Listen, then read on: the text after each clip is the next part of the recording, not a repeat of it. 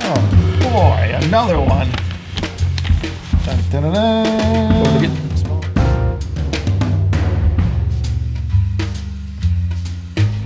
Is Abyss also for professionals? The pros. Why not? Well, some use it. Yeah, we got some people using it. They love it. Hell, we got gobs of resolution. You can hear whatever. You can hear whale song at 1,000 miles away, right? Right. So Something like that. it should work pretty damn. I was just flashing back to a Star Trek. I got that. Yeah, but anyway, yeah. I mean, sure, why not? I think it has all kinds of applications in the pro world, particularly because it would be a very good reference with lack of acoustic. You don't have the variation in rooms, like you do running near field monitors, let's say, so to speak. Yeah. I know a lot of guys run headphones now, I guess, they run both.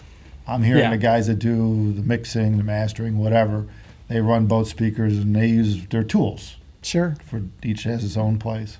Yeah. Seems like there's benefits to both sides, but I don't see why you wouldn't be able to use whatever headphones for that. They're designed to be neutral, transparent, high resolution. Seems like a good option. A few Really people do it, and we actually have a few people that, like Bruce. Yeah, Bruce Brown. Yeah, He uses it. He only runs them. We have a few other people. I don't know if we want to mention them, but the one guy, he says he won't record without having his Abyss headphones present. Yeah. True. Chesky uses our headphones. Yeah. Yeah. I mean, these are guys. It's expensive toys. These are guys that they're really into what they're creating in terms of a sound. They're really after they want to hear the way the church hall resonates. Right. They're not having a guy just slamming vocals into a microphone and someone else beating on the drums and just mixing it all together. These guys are doing like more or less live stuff. I think it really depends on what you're going for. To what they're after. Right. If you're trying to set up the mic position or something like that, it may be more important to have a more revealing headphone. Yeah. But for a lot of people, maybe you're more focused just on the levels, and then it isn't that critical for them that they know exactly what's going on. And so it seems like we find a mix of people. Some people, they want to know everything. Other people, to them, it doesn't really make that big of a difference. They want to hear neutral, flat, and whatever. Cheap headphones work okay. I remember I was talking to Cookie at Blue Coast Records about it, and I forget, she's using something like the 650s or something like that, something she's had forever, and she's just used to it. Yeah, she's accustomed to it, and it tells her what she wants to know. And she didn't really seem too keen on changing that up, and I understand that. It's like an old shoe, and you're used to it. But I think having something like this you could take things to the next level. Well, you have to want to do it though. Yeah. Look at a lot of Chesky people though, don't care. because he's like the opposite. Because anytime there's like an update, they want the new one. They want more resolution. They want it to sound better so then they can hear what they're doing. Yeah. So I guess some people just want to stick with what they know, and other people just want the best to hear what they're doing. And don't get me wrong. I mean, I think I mentioned Cookie, but I think they make wonderful recordings. Oh yeah, I love the great. Blue Coast Records stuff. Their high res is great, and it's one of my favorite things to listen to is their recordings. So she's got a knack. But yeah, bottom line is, I think, what if you could take that to a higher level? Yep. What would that turn out to be? I mean, that's why limit yourself if you know you're capable of doing it. Well, I guess pros use stuff professionally, so that means they're usually powered on equipment. And usually. often. Yeah, they're using it all day and daily. So that's a different use case than most people. Than a consumer, yeah. Yeah, I mean, 8 hours or more a day, Yeah. all day, every day. Yeah, I think our all aluminum construction would aid in that. Yeah. It's pretty beefy. Yeah, it could take some beating. I mean, I wouldn't want to drop them. I wouldn't want to drop any headphone on the floor, well, but I think if you dropped the 1266 on the floor, it would just dent the damn floor. Yeah. I mean, sure, you're gonna chip the paint, but hey, you're gonna dent the floor. Yeah. The headphone will work. I just think that you could do so much more by listening to the stuff you're laying down with these headphones. It's just like, what I mean, that's one of our limitations now is listening, is the recordings. It can be. And of course the electronics to a point, but the recordings are big limitations. Yeah, it's actually shocking how big disparity there is between recordings. Modern recordings, some are trash, others are great. Yeah. So I guess it goes to show there's pretty big differences in how much these people care. Yeah. Well, about that end of it, I mean, if they're just worried about making a recording that's just going to be played in a car. Yeah, it probably doesn't matter that much. But nowadays, I mean, everyone's running earbuds and earphones. It's all left, right, symmetrical listening, let's call it. And we talked about this You know? before in the cost video, but as time goes on, the stuff's getting better. The lower end stuff is getting better. Like you see over and over, every phone that comes out, the internal speakers are so much better than they were. Just something simple like that. Because before it used to be trash. And the earbuds that would come with something were absolute garbage. And now Oh, they're really? getting better. They're not great, but they're better. Expensive, and everything too. continues to improve. Right? And people are moving more towards higher end headphones. You see people regularly spending $200 on Bluetooth headphones now. It's not that crazy. Whereas 10 years ago, you spent $200 on headphones, you were a Yeah, psychopath. right. Yeah. Right. People were looking at you a little funny. Well, you owned a pair of Beats, right? Yeah, but it Red, was so uncommon. People thought, colored whoa, white. there's so much money to spend on headphones. Yeah. Now, nobody bats an eyelash if you tell me you spent $200 on headphones. So you can kind of see the evolution of things. People are understanding it makes a difference. Yeah. They seem to be more appreciative of the benefits that you could get out of these things. And there's more demands seemingly placed on the recording artists. Well, yeah, I think the biggest place you can tell where people can use some better headphones and recording is YouTube. You ever listen to stuff on YouTube? Like some stuff sounds great, but a lot of stuff, wow.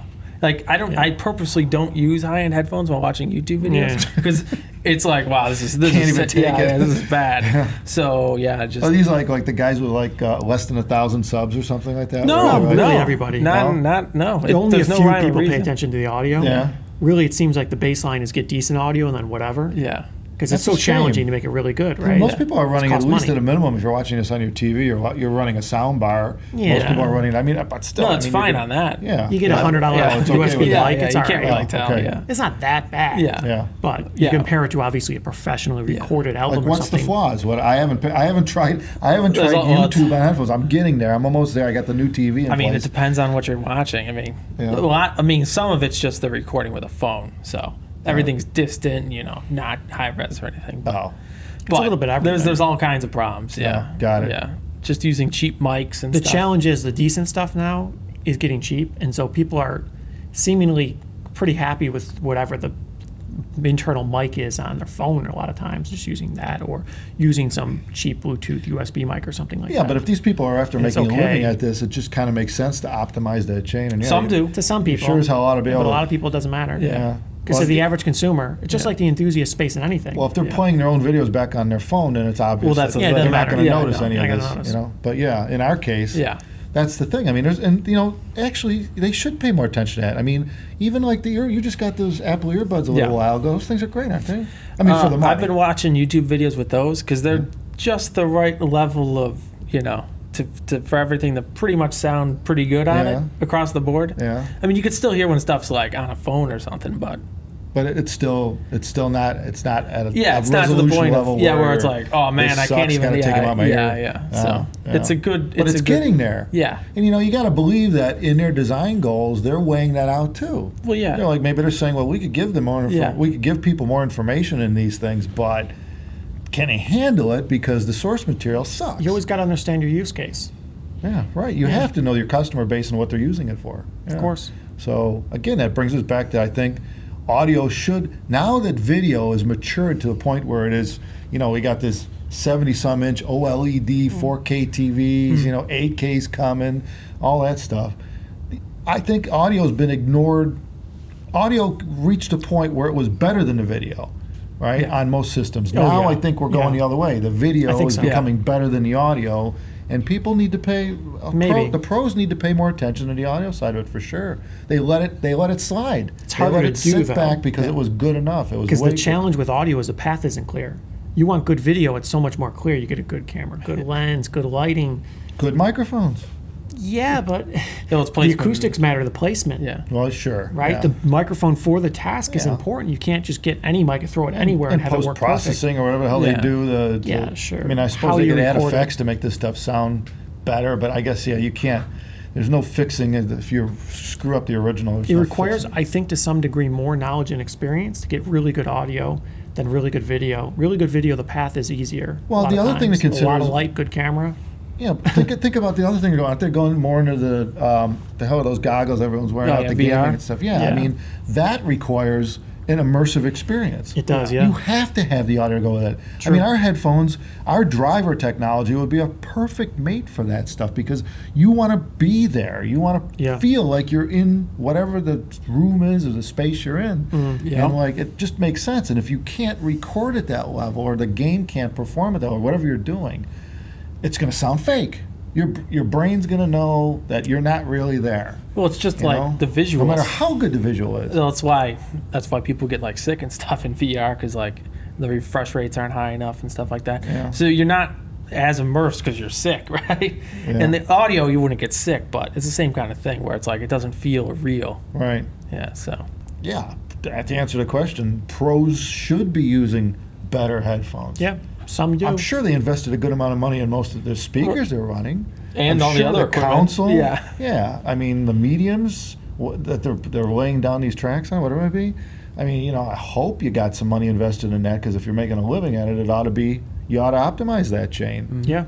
And by all means, I think you should be able to hear what the final product sounds like on a pair of headphones that, isn't necessarily representative of what everybody's listening to.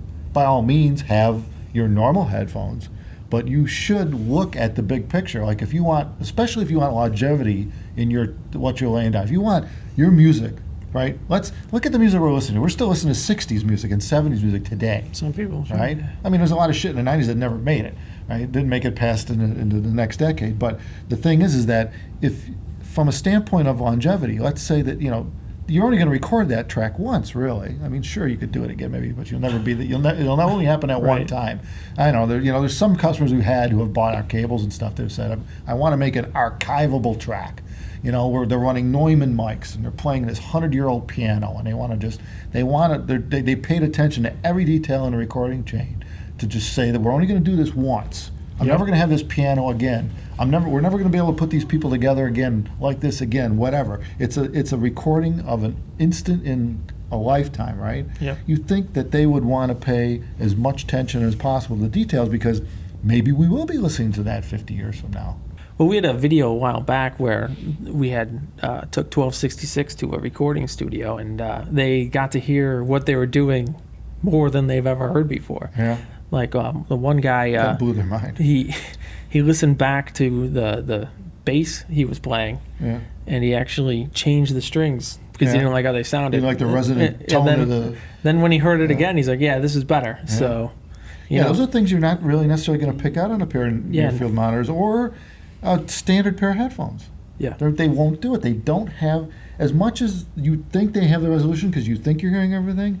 They don't. Yeah. I had a guy in a studio once in Germany, I think it was. He called and he just got his 1266s. I don't know what part of recording chain he is, but he's got a studio. He emails us like a week after I got it. He says these headphones are distorted. There's something wrong with them. And I mean, we just shipped it to him, right? We know, we measure them. Yeah. We know they were good when they left here, right? So the bottom line is that So the first thing you do, which we've gotten this before. Yeah. First thing you do, but I'm thinking this guy's a professional. He's got a studio. He should know what he's doing. So the first thing you do is ask him some simple questions like how he's using it, what's the amplification, blah, blah, blah, because you're pretty damn certain it isn't a headphone. Bottom line is that after probably 30 emails exchanges, and of course the guy thinks it's the headphone because his HD 800s don't do this, right? I think it was HD 800s. Which, I get that. He's used those for a long time, and he thinks they're high resolution, which they were, and they still are, but they're, like every transducer, they have limitations.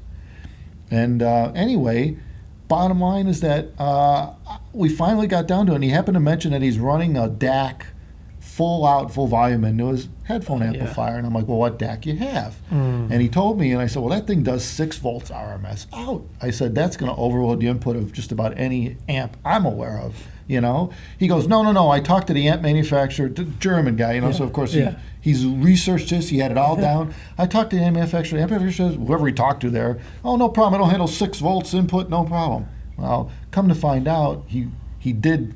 Since I suggested that, he turned the volume into the DAC output, which we got to, by the way, we should do a video on that. that's another topic altogether, where you've got separates where you got a DAC and We've had amp, that a few and times. you overload the input to the amp because you got the DAC too high, and you actually change the sound of the system by varying the DAC volume going into it. You can there's an optimum volume going into an amp depending on the amps.